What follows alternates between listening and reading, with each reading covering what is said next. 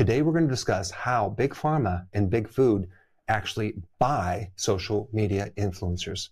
What if the people that you really trust online for health information were not actually giving you their independent opinion? What if I were to tell you that their opinions were really shaped by certain corporations?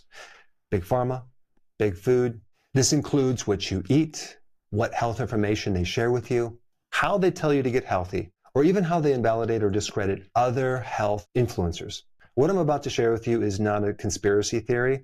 This is documented hardcore facts, and it's happening all over the place. What am I talking about? I'm talking about a hidden secret between Big Pharma, Big Food, other corporations, and health influencers.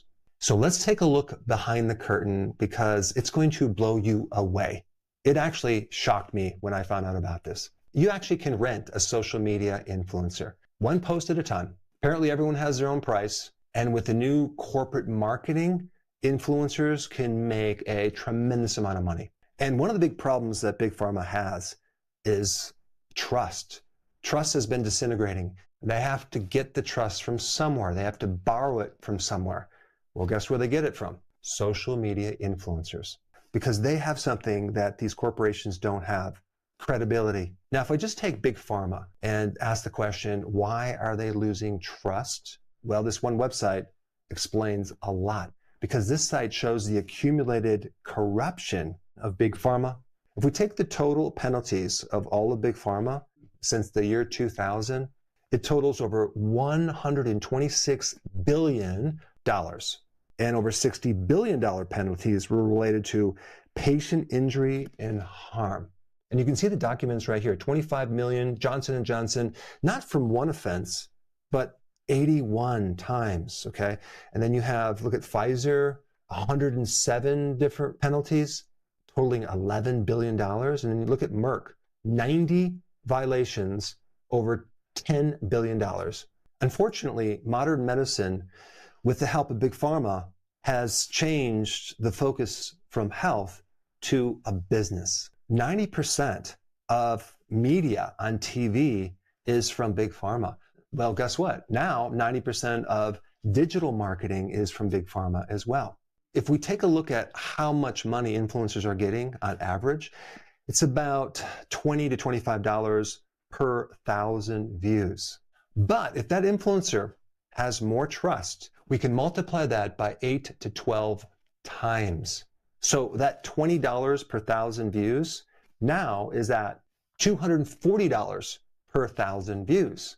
This is incredible, the amount of money that's involved here. So I had this idea. I typed under ChatGPT, what would Dr. Berg get paid if I did a post on social media? What ChatGPT said was that my credibility is very, very high. People do trust me.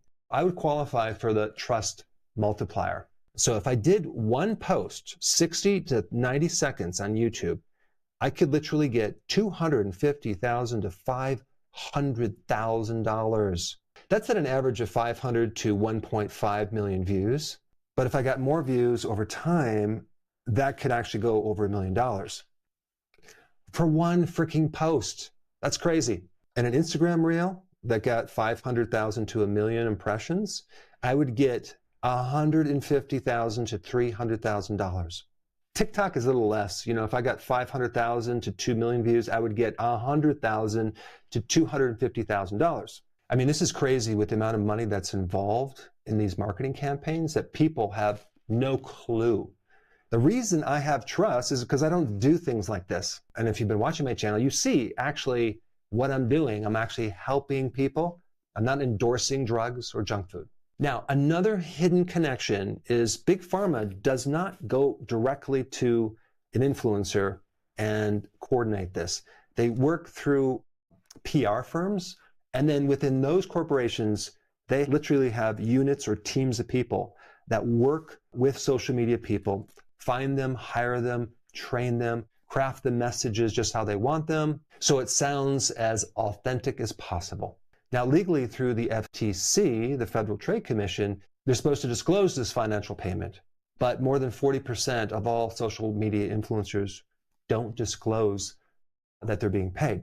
And it's really difficult to find them because it's not in any database unless you are a doctor And then there's a database of how much money that you get paid. But if the FTC finds out you're not disclosing these payments, you could easily get a $50,000 fine. Let me just show you one example.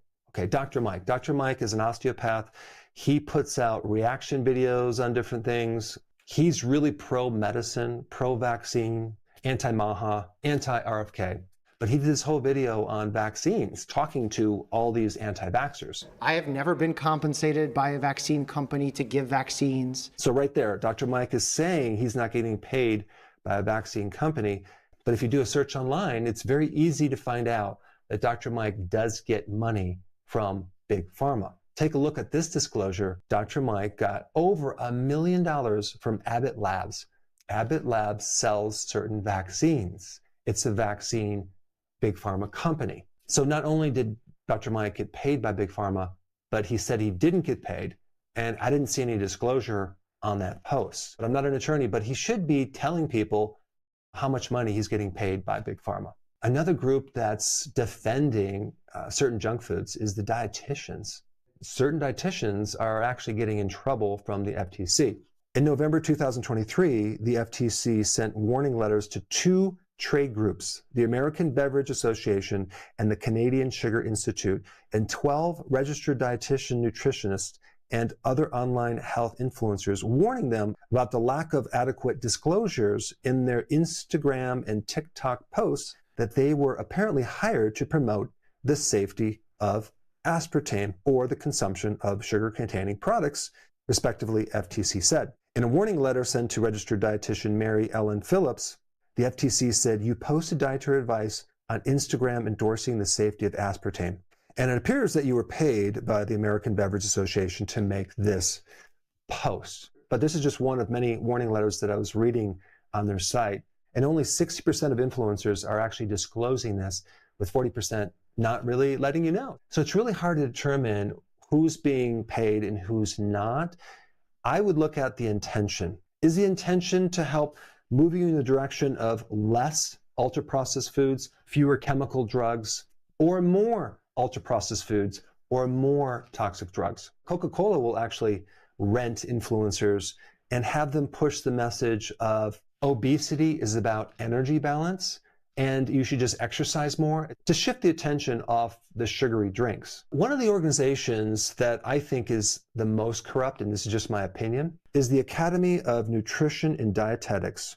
This is a group that makes up over 100,000 dietitians. They shape nutrition policy. But if you go to a website called US Right to Know, I'll put the link down below, and read about their investigation on this group, through the Freedom of Information Act, they found 80,000 pages of correspondence between Big Food and that organization. The Academy and its foundation have invested in ultra-processed food and pharmaceutical companies.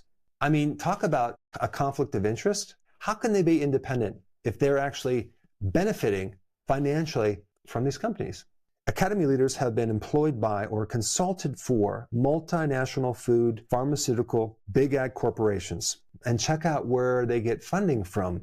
We have Abbott Laboratories, over $800,000. They have the flu vaccine, Pepsi-Cola, Coca-Cola, Hershey's, General Mills. But the most powerful trick that they're using is not necessarily about who they're paying, but how they frame the message. And you'll see this all over the place with influencers. Like, most of their content is just one message over and over and over again. And they will nullify or discredit influencers that are saying seed oils are bad. You know, some of the arguments are, well, seed oils in themselves are not inherently bad, especially if they're not heated. But who buys or uses cold-pressed seed oils? Like, no one. I mean, it's like even hard to find them. What, are you going to buy some corn oil and put it on your salad? No, they're used for cooking the majority of the time. Well, even before you buy it, they have to heat it up, right? Which creates all sorts of byproducts. It creates toxicity in the body, but they don't really talk about the aldehydes or the byproducts. They're talking about the oil itself. But the amount of processing they do, solvents, deodorizers, I mean, seed oil has been known to actually create insulin resistance. So when you see an influencer supporting that, suspect that they might be sponsored. Take the American Heart Association, the organization that told us to replace the saturated fats with the unsaturated fats, the seed oils, right? I mean, you talk about conflict of interest and corruption. I mean, when this video is done, just do a search on who funds them. And then you'll see how they defend and protect the junk food industry. And then what about the committee in the dietary guidelines, right? This is the committee that formed the food pyramid. One of the committee members had over 150 different ties to big food, big pharma, or big ag. And there's no transparency. You have to dig to find out these connections. Here we have RFK fighting for transparency, more safety studies, less junk food, and he's being attacked. And the reason why is he's a big threat to industry. I mean, let me ask you, who do you go to get truthful health information? You probably go to some health expert online, but a lot of people are putting more trust in certain health gurus than even their doctor. Why is that? Because it seems like the whole medical profession has been heavily influenced by big pharma. And I would say 95% of all doctors would not recommend a low-carb ketogenic diet. Because, for example, the ketogenic diet is considered dangerous. It can create atrial fibrillation. It's all over the news, so it must be true, right? The so-called low-carb study that shows that keto will cause atrial fibrillation was not even a low-carb diet. And the group that had the lowest carbohydrates, which basically is like 44.8% carbohydrates, which is not keto, had slightly more atrial fibrillation. But that's not science, okay? That's not even a low-carb diet. There's another playbook involving myth busting. Probably the majority of myth busting videos, they're sponsored. These videos actually label alternative viewpoints as misinformation or as dangerous. And you see them all over the place, right? Attacking MAHA, Make America Healthy Again, or RFK, or even Dr. Berg's information is misinformation. Of course, they never give you the details, but they just repetitively tell you that over and over and over again. And the other things they'll do, especially with big food, is they'll do this whole moderation campaign. The next generation will learn about health, not from doing their own research, but from sponsored education. And I think the antidote to all this is awareness, being able to connect the dots and really understand who's feeding you true information or who's feeding you propaganda. If you thought this video was interesting, you should check out my next video, which is entitled The 7 Natural Remedies That Big Pharma is Hiding. And I put that up right here. Check it out.